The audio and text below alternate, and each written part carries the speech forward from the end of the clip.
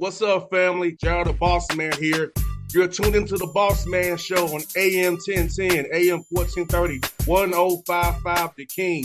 Let the King out at 105theking.com and the Bossman Show at bossmanshow.com. Hit me up on Instagram, The Bossman Show, Twitter at Bossman Show, and Facebook, Bossman Show. It's the Bossman on your radio. Listen to the Bossman Show with your host, JR, Saturdays at 9 a.m. right here on AM 1010, The King. What's up, good people?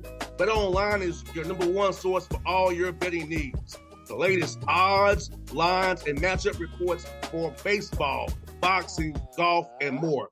BetOnline continues to be the fastest and easiest way to place your wagers, including live betting and your favorite casino and card games available to play right from your phone.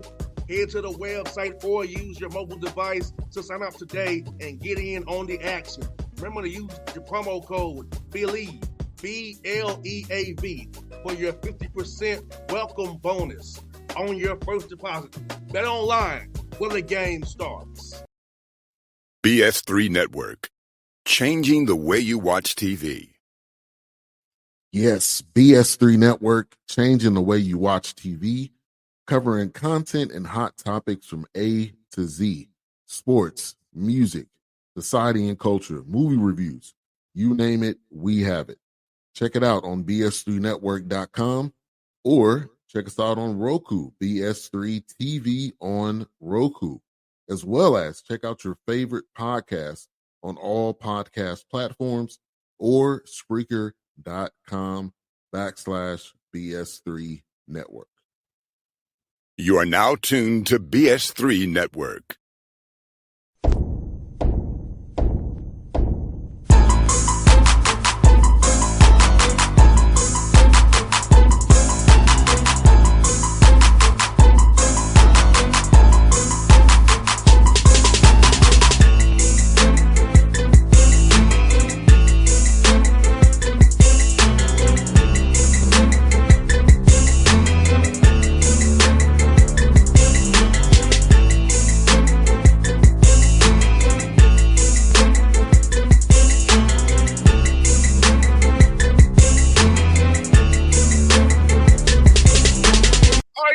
Back on the Bossman Show. A guy been for many years. Coach Muss, hey, Musselman on the Bossman Show. Good to have him on the show for the first time here. Coach Muss, good to talk to you, man. How's it LA still treating you guys out there, man?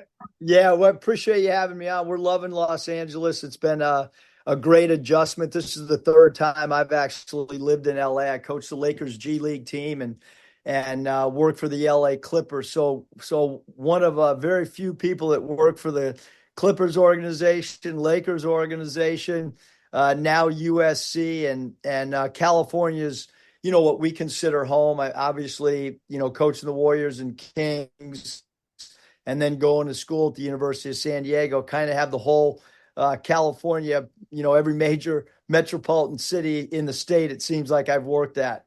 No doubt, Coach Musselman. Coaches, you'll make you happy. You see that on an A shirt. I'm a Raider fan by trade, Coach. I like the Raiders too, man. Even though they're in Vegas now, I still like the Raiders for sure. Yeah, I have. When Lloyd Pitcher, the coach of the Atlanta Hawks here, me and him used to commiserate about our Raiders all the time, man.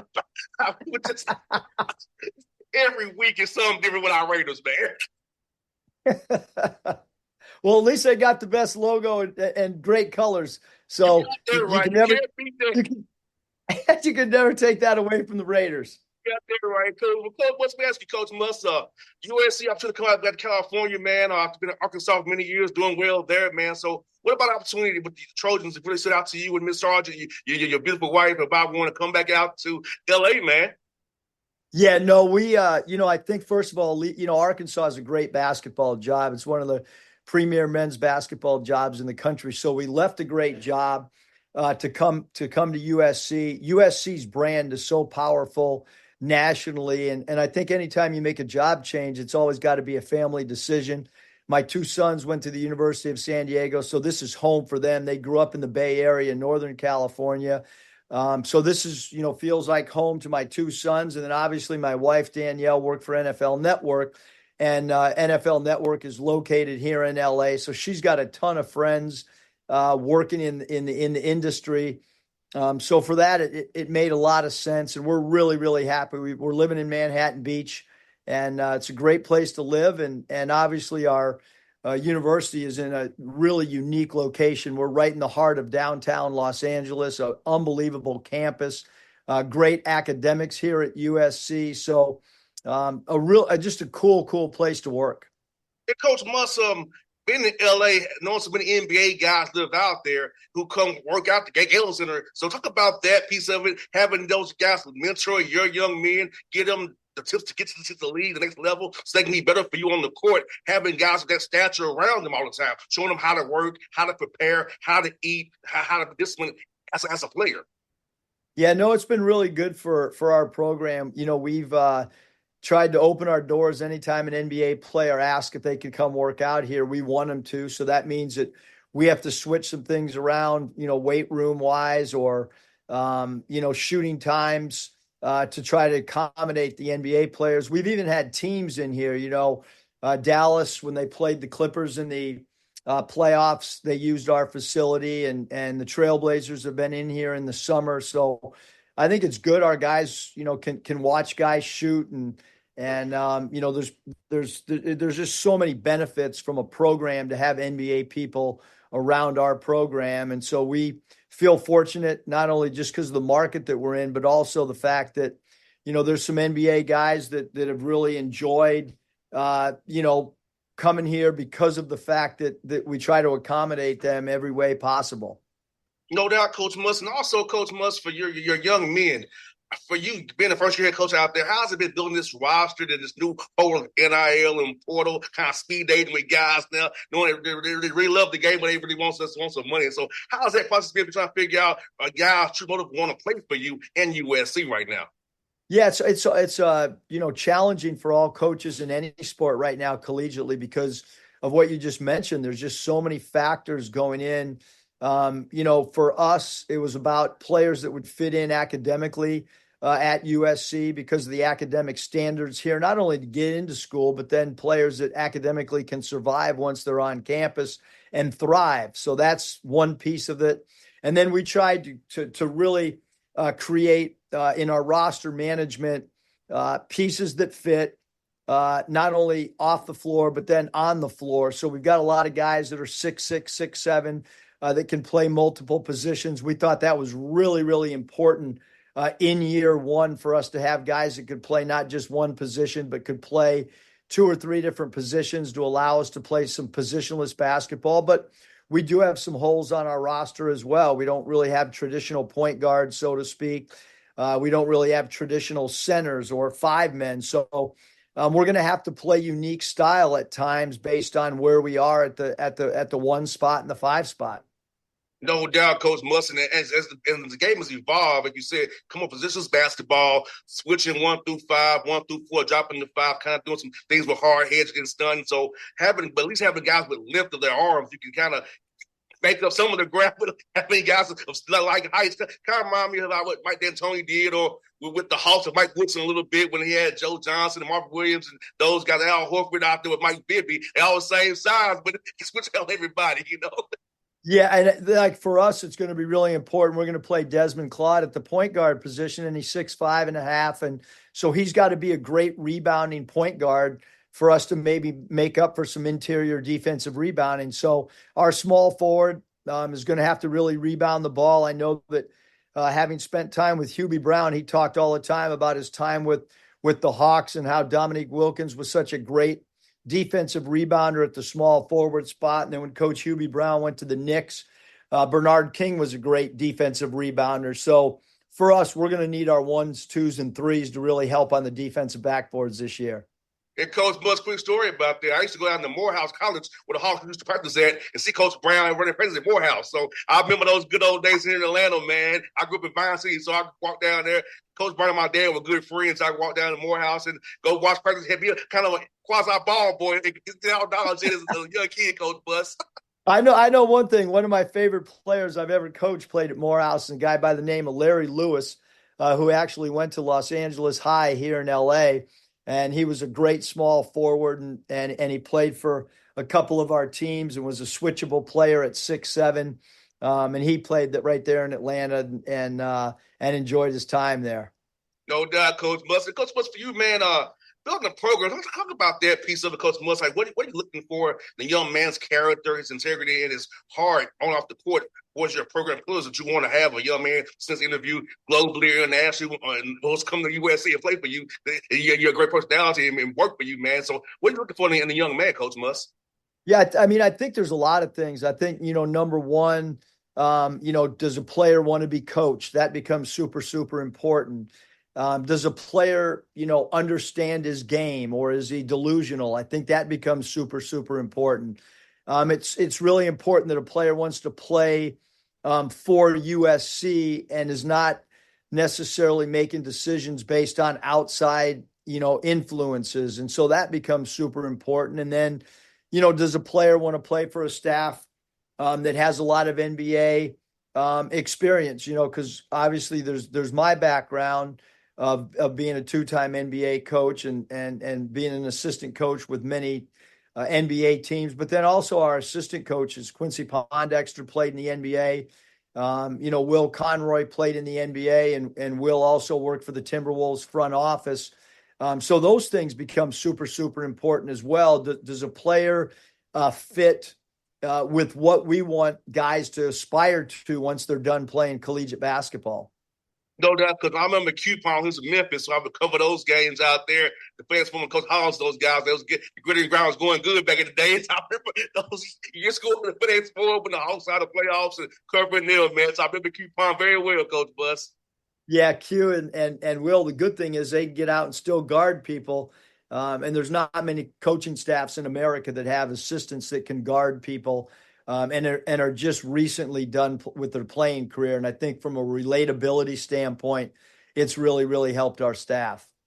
And Coach Must, the Big Ten now, what you know, the realignment now, U.S. is in the Big Ten. So talk about preparing for that conference, watching the opponents you got to go against this year, man, kind of preparing your staff ready, getting ready for this season, man, because the Big Ten is going to be a gauntlet this year with adding the talent like the USC and you got UCLA, all those teams they got now. So talk about that, Coach Must.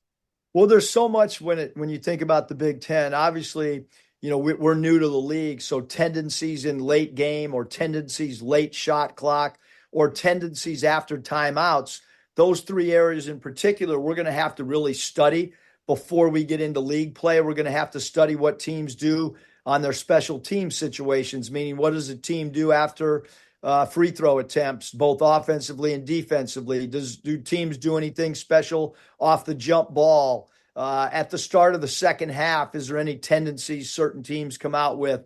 And so we needed to do as much studying on our future opponents as we possibly can. And then there's the travel aspect. I mean, we're going to really have to be smart with how we dictate what we're going to do from a travel standpoint, because we have 4 trips that are really, really going to be difficult from a 3-hour time change to the long travel. How do you handle that both academically? How do you handle it in preparation for your team on the floor?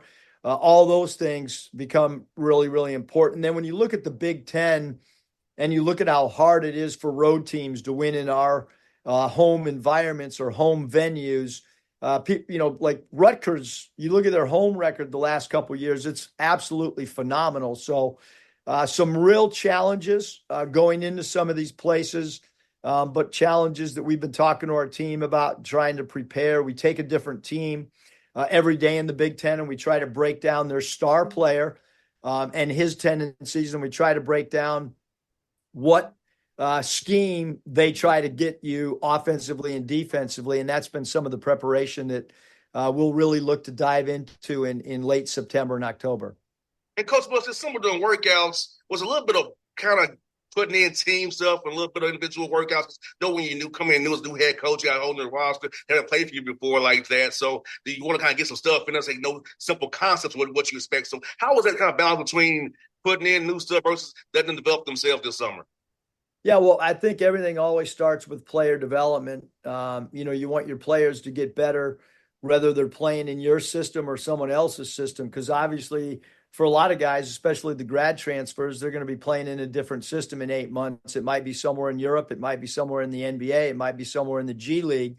And so you want whatever you're teaching those guys, you want them to be able to take that with them. And sometimes we get so wrapped up in schemes, and you're going to play in a different scheme next year. So I'm not sure how much that helps, but certainly how to play without the ball in your hands. How do you have an impact offensively and defensively if you don't have the ball or aren't guarding the ball? All those things become super, super important in player development. And then what's your go-to move? And then what are your counter moves? And then taking areas that you maybe want to improve on and then putting together a player development plan to attack those areas of weakness become extremely important as well. I got two more for you, Coach Muss, about Atlanta. First of all, what's your favorite thing about the city of Atlanta for is coming? I know your wife's from here, so what's your favorite thing about the city of Atlanta, man, when you come to town, man, to really recruit or watch basketball, come see the in-laws? Well, there's a lot of stuff I love about Atlanta. I know that, when I worked for the Hawks, one of the coolest things that I've ever been a part of is we had a meeting with the Braves, the Thrashers hockey team, and the Hawks, and we all got together and talked about draft strategy, player acquisitions, what each of those teams look for in players, and then how those players projected from the draft into 4 or 5 years down the road. And that we still use a lot of those philosophies, but I would say the biggest thing besides going to a Braves game that I love about Atlanta is the food. And then I have so much family there. Everybody on Danielle's side, her mom, her brother, her sister, all live there. So it's really a family gathering, and then some really great cooking by my mother-in-law. No doubt, Coach Muss. This was to blow your mind too. I was also a Braves bat boy too, Coach Muss. Oh, wow. That now, and I don't know about age stuff, but I know when I was growing up, the Braves, man, they were America's team. When yes. You think about, it was way before, the way that we watch games now, and certainly the TBS stuff was Superstation, 7:35, Coach Muss, first pitch. Ted Turner, man. After the Fresh Prince of Bel-Air came on, 7:35. I love it. Yeah, that was one of my first things as a kid, man, being a Braves bat boy. So I enjoyed being around David Justice, Fred McGriff, Greg Maddox, Steve Avery, all them guys. So I got to live the Braves golden years as a bat boy. That's super cool. I mean, and then you got to think about how many games there are in MLB. It's amazing when you're around superstars like David Justice. There's nothing cooler as a young guy growing up, I'm sure. Now, I'm lucky I got to be at Turner Field and at Fulton County. So I got to switch both of them. so yeah, Coach, but that was my childhood. Braves, baseball, bat boy, that was my childhood, man. I enjoyed that stuff, man. It was great. Best thing ever. Cool. This is too bad I wasn't good at baseball, but I enjoyed being around it. Chipper Jones, one of my all-time favorites. Yes, sir. Larry Wayne. I was called LW. It's just mess with him. He's like, be quiet, man. That's the mess with him. And Coach, last one for you, Coach, about the Atlanta player, the high school ball here, how you find it's talented young men who are ready to play for you as a freshman because how they're coached here in the high school ranks and in the AAU ranks as well. So you can find talented young men up and down these AAU rosters and high schools here who can really help you day one. Yeah, I mean, Atlanta's unbelievable.